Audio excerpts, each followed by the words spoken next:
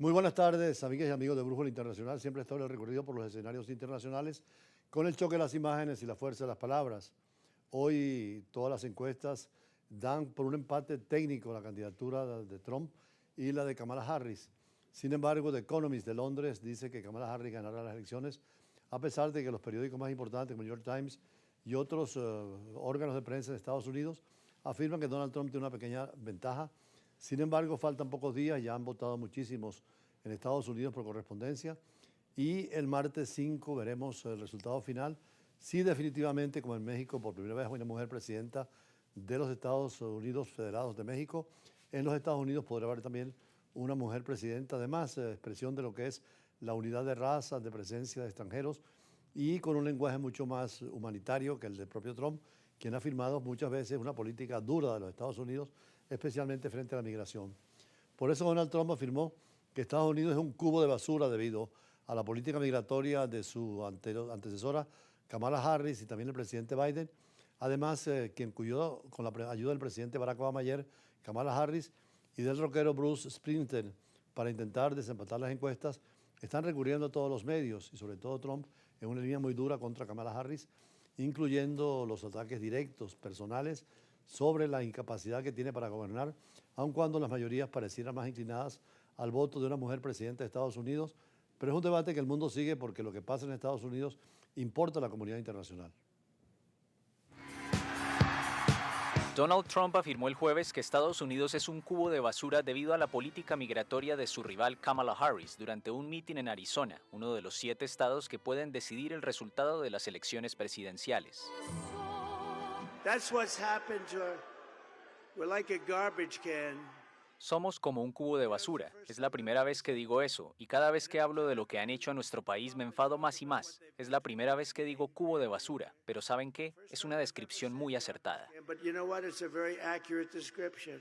Se suponía que Trump iba a hablar de la vivienda, pero enfocó su discurso en desacreditar a Harris y en explicar cuál será su política migratoria si gana los comicios. American patriots. El republicano de 78 años, que en el pasado dijo que los migrantes envenenan la sangre del país, insiste en que si gana llevará a cabo una deportación masiva e invocará una ley de 1798 para acelerar las expulsiones de los miembros de las pandillas Tren de Aragua y MS-13. Su rival, la vicepresidenta demócrata, se dio un baño de multitudes en el estado de Georgia, compartiendo escenario por primera vez con el expresidente Barack Obama, quien lleva días sudando la camiseta en solitario para que ella se convierta en la primera mujer al frente del país. Harris expresó que su apuesta es por la defensa de la democracia frente a un hombre interesado en un poder sin control que trama venganza y represalias contra sus enemigos políticos. Durante el evento estuvo el rockero Bruce Springsteen, cuyos himnos a la lucha de la clase trabajadora lo han convertido en uno de los artistas más populares del país. Springsteen dijo que Trump no entiende lo que significa ser profundamente estadounidense y por eso el 5 de noviembre votará por Kamala Harris. Más allá del problema de la inmigración, siempre la migración tiene un sentido humanitario. Las personas buscan mejores condiciones de vida y tanto el candidato Trump como Kamala Harris vienen de orígenes de inmigración, unos del Caribe y de Asia, y en el caso de Trump desde la Unión Europea. Es decir, todos tenemos sangre mezclada de los que vinieron en la colonización y los que han venido con corrientes migratorias para engrandecer el país. La migración es necesaria y por eso hay que salvarla y sobre todo afirmar lo que dice el Alto Comisionado de las Naciones Unidas para los Refugiados y en la Comisión de Derechos Humanos, dar la mayor protección. Dentro de este criterio, hoy también las Naciones Unidas advierte que hay migrantes que son ambientales por las condiciones del calentamiento global y la ONU advirtió que una movilización mundial es la única vía por el clima. El objetivo es limitar el calentamiento global a 1,5 grados porque si no será imposible la vida sobre la Tierra. Un informe que denuncia la falta de avances significativos en el último año y que lo hizo ahora la reunión de los países de los BRICS, donde llamaron especialmente al secretario de las Naciones Unidas al combate contra el calentamiento global y la política de los gobiernos y sobre todo la sociedad civil preocuparse porque 1,5 grados todavía es soportable, pero ya se notan temperaturas sobre los 2 grados centígrados y en el caso de 3 es imposible la vida sobre la Tierra. Por eso el llamado a la responsabilidad de los países y las organizaciones internacionales en el cambio climático y en la ecología, ecopolítica y ambiental, y sobre todo con programas de educación para cambiar la mentalidad hacia un uso sostenible y sustentable de lo que es la economía circular. Un informe del Programa de las Naciones Unidas para el Medio Ambiente, PNUMA, publicado el jueves a menos de un mes de la COP29 en Azerbaiyán, advirtió que sin una movilización masiva el mundo se encaminaría hacia un aumento de la temperatura de 2,6 a 3,1 grados Celsius a lo largo de este siglo respecto a la era preindustrial. La máxima autoridad mundial en materia de medio ambiente advierte que un aumento de tal magnitud provocaría consecuencias incapacitantes para las personas, el planeta y las economías. Para evitar superar el límite del calentamiento global a 1,5 grados Celsius fijado en 2015 por el Acuerdo de París, la ONU estima que las naciones deben comprometerse colectivamente a reducir en un 42% las emisiones anuales de gases de efecto invernadero antes de 2030 y en un 57% para 2035.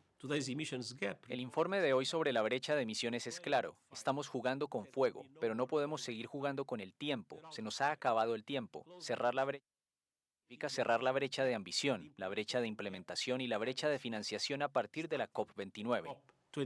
Según el informe del PNUMA, todavía es técnicamente posible alcanzar el objetivo de limitar el calentamiento global a 1,5 grados Celsius, pues existe un potencial de reducción de emisiones en 2030 de hasta 31 gigatoneladas de CO2 equivalente, lo que representa cerca del 52% de las emisiones de 2023, y de 41 gigatoneladas para el horizonte 2035. El informe de hoy muestra que las tecnologías existentes asequibles pueden lograr las reducciones de emisiones que necesitamos hasta 2030 y 2035 para cumplir el límite de 1,5 grados, pero solo con un aumento de la ambición y el apoyo. Esto implicaría además un despliegue acelerado de tecnologías de energía solar fotovoltaica y energía eólica, detalla el informe. Otras opciones importantes son las medidas de eficiencia energética, la electrificación y el reemplazo de combustibles fósiles en los sectores de la construcción, el transporte y la industria. El tema nuclear también es uno de los problemas fundamentales a nivel internacional. Sin embargo, la energía nuclear es mucho más limpia y por eso algunos países entre las opciones tienen no solamente la eólica o la energía del sol, sino también la nuclear. Pero el tema ecológico es fundamental en todas las agendas de las Naciones Unidas y de los gobiernos, porque se están derritiendo las nieves permanentes, sobre todo, que son las que dan el agua dulce. Aquí en Venezuela son las últimas nieves las que tenemos en el estado Mérida. E igual, la contaminación del mar, el subir el nivel del mar hace que algunos estados puedan desaparecer. Precisamente reunida ahora los estados de la Mancomunidad Británica, que reúne a todos los estados que fueron colonia británica en su tiempo, algunos de las islas del Pacífico reclaman que pueden hundirse por la elevación del mar. Además, es interesante en esta cumbre de los países que fueron colonias británicas, como existe la Mancomunidad Francesa y también la Española o de Iberoamérica, en el sentido de pedir mayor justicia, mayor democracia, participación y desarrollo económico sostenible y sustentable, y dentro del criterio de la cooperación internacional, porque las guerras, como las de Ucrania o la que está viviendo el Medio Oriente, a nada conducen y acaban con vidas, con bienes, con posibilidades de energía, de alimentación. De allí la exigencia, y esto vamos a referirnos ahora en un análisis que hacemos de la Mancomunidad Británica, que sigue siendo para Londres fundamental, donde muchos de estos estados, la reina y en este caso el rey, es el jefe de Estado, aunque los últimos quieren independerse, como fue el caso de Barbados, y en el caso nuestro podemos reclamar, ahora que estos estados quieren pedir indemnización por la esclavitud y los daños causados en la colonización, incluso en Venezuela el tema del Esequibo sigue siendo no solamente una reclamación en el caso de Guyana, sino también contra el Reino Unido, que por tantos años ocupó ilegalmente ese territorio. Y después tendremos una entrevista con analistas en el tema internacional. Ya regresamos. Uno de los éxitos de la colonización inglesa, para ellos favorable, es mantener con todos los estados independientes lo que llaman la Commonwealth o la Comunidad de Naciones que tuvieron su origen en el Imperio Inglés. La Commonwealth es una organización más antigua del mundo, agrupa 54 países independientes y semi-independientes que mantienen lazos históricos con el Reino Unido, y cuando hoy es voluntaria el estar en esa comunidad de naciones sin implicar sumisión a la monarquía de Londres. En total, los países que la conforman son 2.500 millones de personas, casi una tercera parte de la población mundial, e incluye tanto economías avanzadas como países en desarrollo.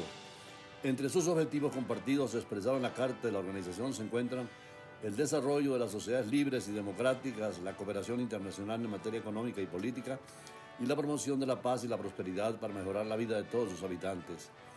Cada 2 años, los más importantes líderes de los Estados miembros se reúnen para discutir asuntos que afecten a la organización y al mundo en general, en la reunión de jefes de gobierno y de Estado de la Commonwealth. La reina Isabel II fue muy activa al liderar la asociación desde 1952, después de la muerte de su padre, el rey Jorge VI, primer líder de la organización.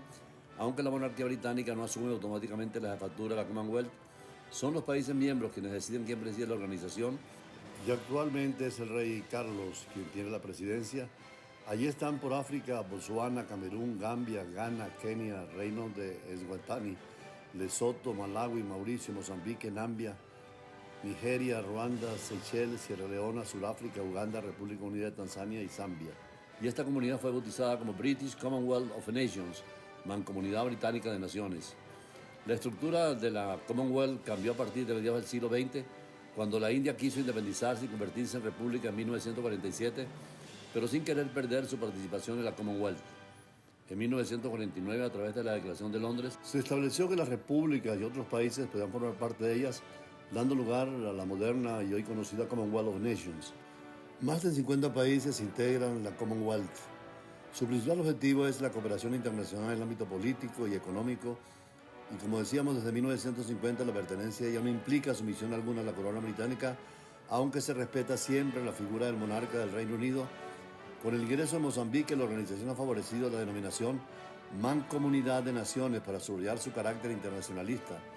Sin embargo, el adjetivo británico se sigue utilizando con frecuencia para diferenciarla de otras mancomunidades existentes a nivel internacional.